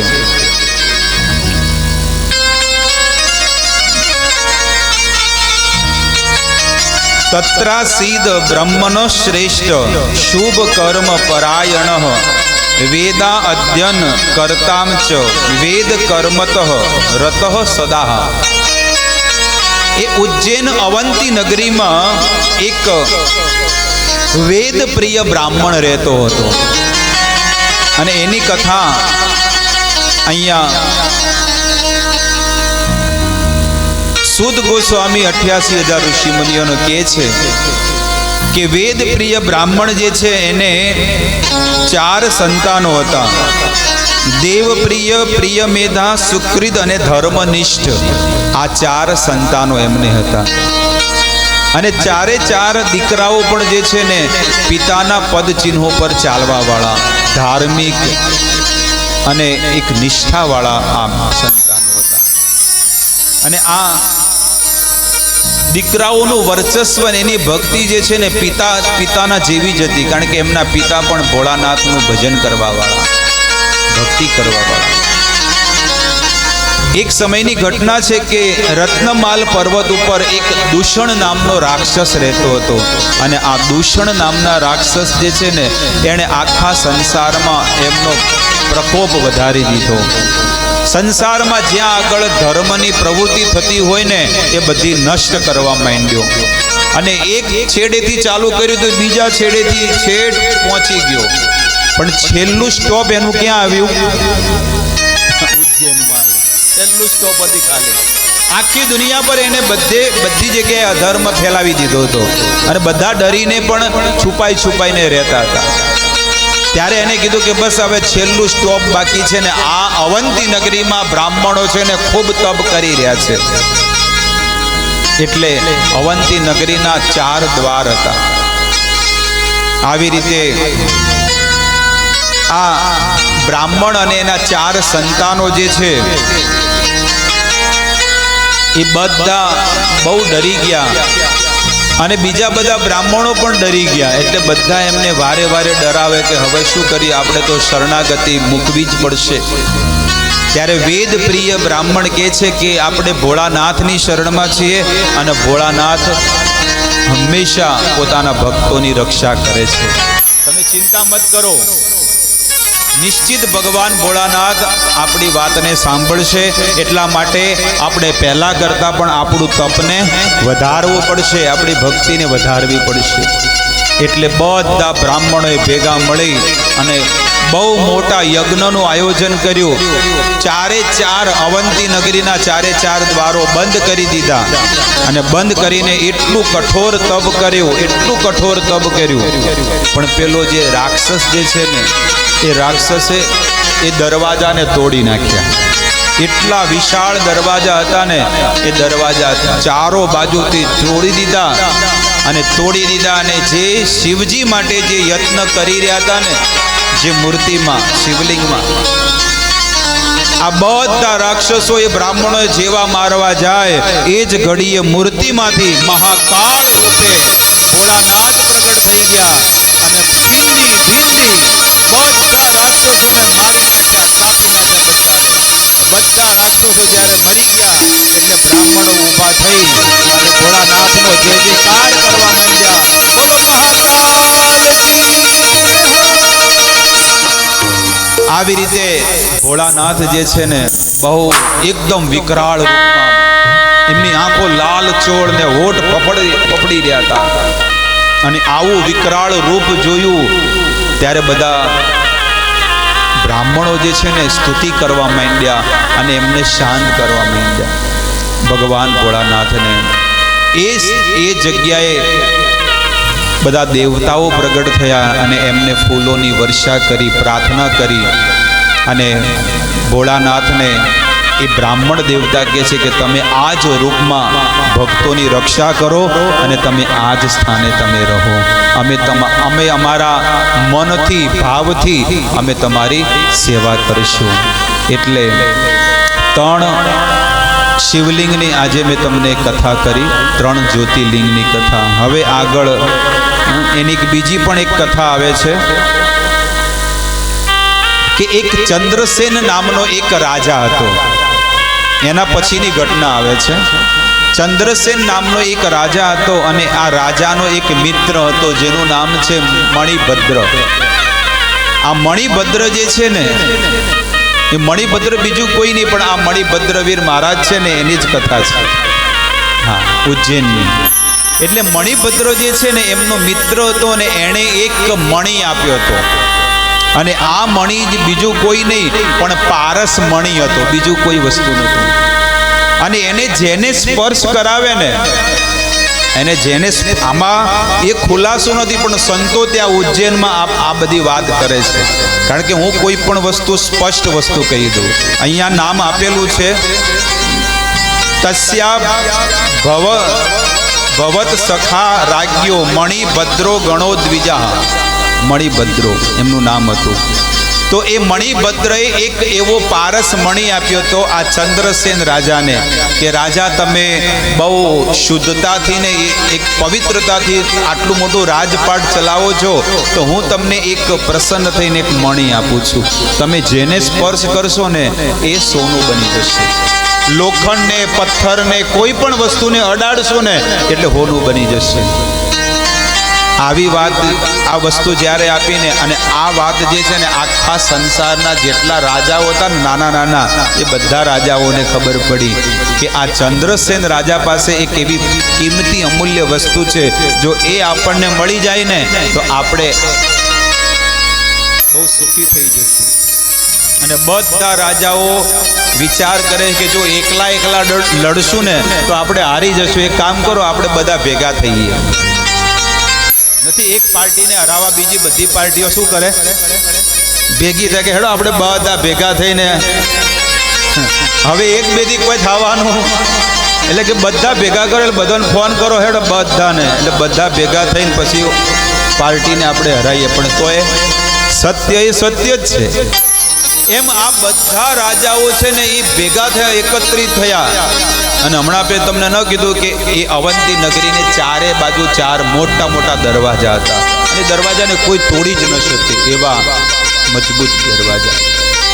એટલે બધા રાજાઓ જે છે ને બધા ભેગા મળી અને અવંતી નગરી ઉપર શું કરીએ, ચડાઈ કરીએ. હવે પણ ત્યાં આગળ આ ચંદ્રસેન રાજાને જ્યારે આ વાતની ખબર પડી કે આ લોકો તૈયારી કરી રહ્યા છે આવી, કારણ કે ગુપ્તચર તો કે જ બધી વાત, એટલે ચંદ્રસેન રાજાએ એની તપસ્યાને વધારી. જો જીવનમાં ક્યારે પણ ભલે સુખ મળે કે દુઃખ મળે ગમે તે થાય, પણ ભગવાનની ભક્તિ જીવનમાં ક્યારે ન ના. હવે કે હારા દાડા છે, હવે સુખ શાંતિ છે, પૈસો ખૂબ આવે છે, લીલા લહેર છે, ચિયા ટાઈમે શું કે શું થઈ જાય ક્યારે ખબર નહીં પડે. અચાનક તમારી પાસે દુઃખ એટલું હાવી થઈ જશે, ખબર નહીં પડે. આ ચંદ્રસેને તપસ્યા વધારી દીધી, ખૂબ ભક્તિ કરી, પણ એમના અવંતીમાં એક ગાયો ચરાવવા વાળી એને એક નાનો દીકરો હતો, 5-7 વર્ષનો હશે નાનો દીકરો. અને એ દીકરાને લઈ અને એ જ્યાં આગળ ચંદ્રસેન રાજા ભોળાનાથનું તપ કરી રહ્યા હતા એ ત્યાં જઈને બેઠી. અને એણે જ્યારે એ ચંદ્રસેન રાજાની તપસ્યાને જોઈ તો એનું હૃદય ભરાઈ ગયું કે મારે આખી જિંદગીમાં મેં કાંઈ ન કર્યું, હવે મારે શું કરવું છે, ભક્તિ કરવી છે, ભોળાનાથની તપસ્યા કરવી છે. એટલે એણે આ બધી સાધના ને ઉપાસના એ રાજા પાસેથી જાણી લીધી, કારણ કે રાજા જ્ઞાની હતા. અને રાજાની વાત લઈ અને પછી પોતાના ઘરે પાર્થેશ્વર લિંગ બનાવ્યું, શિવલિંગ. અને એ શિવલિંગની સ્થાપના કરી અને ષોડશ સંસ્કારથી એમની પૂજા કરવા માંડી. ઐશ્વર્ય ભાવથી ભોળાનાથની પૂજા કરવા માંડી, એમનો અભિષેક કરવા માંડી, અલગ અલગ મંત્રોના જપ કરવા માંડી. આવી રીતે 56 ભોગ લગાડે ને ઘણી બધી સેવાઓ કરી. અને જે દિવસે એને 56 ભોગ લગાડ્યા એનો દીકરો આવ્યો અને બધું શું કરી નાખ્યું, તહેશ નહેશ કરી નાખ્યું. એટલે એ યજ્ઞ શું થઈ ગયો, વિધ્વંસ કહેવાય. જ્યારે એની માતાને આ વાતની ખબર પડી કે મારા દીકરાએ મારા કરેલા ઉપર પાણી ફેરવી દીધું, તરત જ એને હૃદયમાં આઘાત લાગ્યો અને ત્યાં બેભાન થઈને પડી ગઈ. રાજા આવ્યા અને રાજાને ખબર પડી કે એણે આ સેવા કરીને દીકરાએ આવું કર્યું. અને દીકરાને રાજાને ખબર પડે એના પહેલા, કારણ કે રાજાને તો ખબર પડી ગઈ કે ઓલી સ્ત્રી તો મરી ગઈ છે, તો રાજા આવે એના પહેલા જે છે ને ફરીથી એણે નવું શિવલિંગ બનાવ્યું, નવી પદ્ધતિથી ઉપાસના કરવા માંડ્યો એ નાનો દીકરો. અને જેવો ઉપાસના કરે શુદ્ધ ભાવથી એ ભોળાનાથ પ્રગટ થઈ અને એની માતાને જીવતી કરી દીધી. જેવી એની માતા જીવતી થઈ ગઈ, ખૂબ તપ કર્યું, એટલે ચંદ્રસેન રાજા જે છે ને એ દીકરા ઉપર બહુ પ્રસન્ન થયા. કે અમે આટલું અમે ભક્તિ કરીએ તો કોઈ દાડો ભોળાનાથ પ્રગટ થયા નથી, પણ તું એક 5 વર્ષનું નાનું બાળક તે શ્રદ્ધાપૂર્વક જો ભગવાનની સેવા કરીને તો ભગવાન ભોળાનાથે તારી માતાને જીવતી કરી દીધી. હવે આ વાત જે છે ને આખા સંસારમાં બધાને ખબર પડી ગઈ. પેલા રાજાઓ ચડાઈ કરવા આવવાના હતા ને એ ડરી ગયા કે જે રાજ્યની અંદર નાના દીકરા ઉપર જો ભોળાનાથની કૃપા હોય તો એ તો સાક્ષાત મહાકાળ છે, એટલે કે હવે આપણે એ રાજ્યમાં યુદ્ધ નથી કરવું. એ બધા રાજાઓ ચડાઈ કરવા આવ્યા હતા પણ કરી ન શક્યા. એટલે આપણે 3 જ્યોતિર્લિંગની કથા આપણે શ્રવણ કરી. બીજા જે પણ જ્યોતિર્લિંગ છે એ આવતીકાલે શ્રવણ કરીશું, કારણ કે સમય બહુ અતિક્રમણ થઈ ચૂક્યો છે. 11:15 વાગવા આવી ગયા છે. તો ઘણા બધા જેટલા દાતાઓ છે એમનું સન્માન બાકી છે, આરતીના દાતાઓ બાકી છે. આવતીકાલની આરતીના દાતા. અને બીજી એક વસ્તુ કહું કે આપણે 7 દિવસનો મોટો યજ્ઞ અહીંયા આવતીકાલે પૂર્ણ થશે. અને આ શિવ મહાપુરાણનો જે ગ્રંથ પોથી જે છે ને, જેના ઘર આંગણે જશે એને 7 દિવસની કથાનો પૂર્ણ ફળની પ્રાપ્તિ થશે, એ પણ શ્રાવણ મહિનામાં. પણ એ પોથી પરમ દિવસે સવારે જન્માષ્ટમીને દિવસે જો 2 લાભ મળશે. ભગવાન કૃષ્ણ જે છે ને એમનો જન્મ દિવસ છે, અને ભોળાનાથની અહીંયા 7 દિવસની કથાનો વિરામ થશે. અને આ પોથી જે વિરામ થઈને જેના ઘર આંગણે જશે ને એ તો સૌથી ભાગ્યશાળી જીવાત્મા થશે. તો જસુભાઈને નિવેદન કે આવો અને એનાઉન્સમેન્ટ જે બી બાકી હોય એ આપણે હવે કરીએ. જોયા કરે. હા, એક ભાઈ નીકળ્યા કે લ્યા હું જોવે છે, આ બરફનો ટુકડો હાથમાં રાખીને હું જોવે છે કે હું એ જોઉં છું કે મારું હાડું લીકેજ ક્યાંથી થાય છે. હવે બરફના ટુકડા ક્યાંથી લીકેજ થાય એ ગોતવામાં બરફ ઓગળી જાય પણ ન જડે. પણ એટલે અમારો કવિ કાગ કે અભણ કેવું યાદ રાખે, પેલા ભણેલા ભૂલી જાય, પગ મને ધોવા દો રઘુરાય, સક મને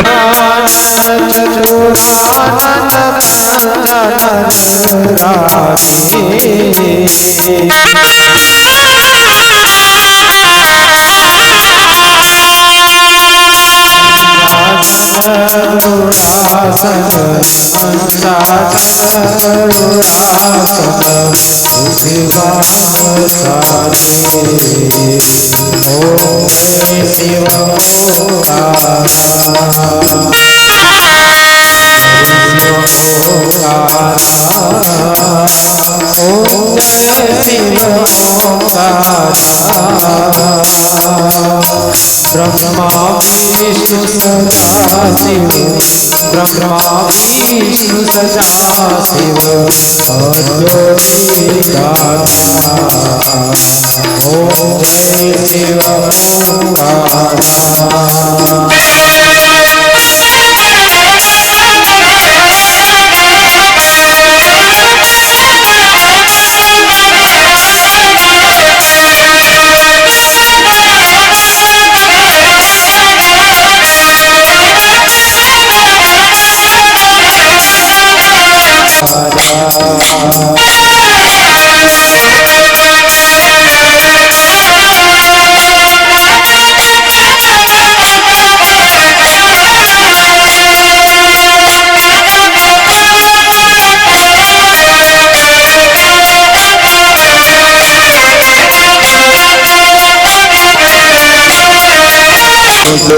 नारायण हरे कृष्णा कृष्णा कृष्णा हरे हरे राम राम राम हरे हरे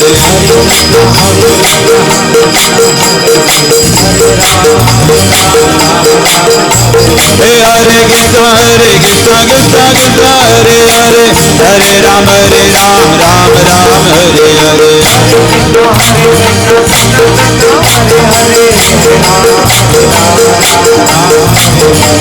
बोलो मियां मात की जय। गणेश भारती